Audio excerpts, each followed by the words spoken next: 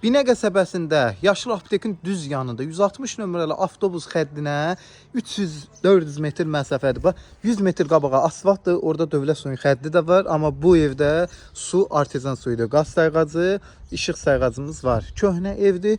14-70-in 9-a evdir. Yəni ölçü ən geniş ev. Yəni buna demək olar 2 sotdur. Həyətə 2 dənə maşın girir, 2 dənə ehtiyat su çəni var. Sol tərəfində metrdən də çox məsafə saxlanıb. Arxaya keçid var. Sağ tərəfdən də 80 sm məsafə. Podvaldan bütün otaqların altına keçid var. Şəxsi tikili evdir. Bilən bilir ki, şəxsi tikili ev oturmuş ev olur. Yerdən 6 daş, 5-6 daş kürsülüdür. Girdi belə bir koridor. Mərkəzi işitimiz də baxın burada yığılıbdır. Koridordan girirsən bura elə bir oturma otağı, yəni qonaq otağı saymaq olar. 2 dənə qonaq otağı, 2 dənə yataq otağıdır.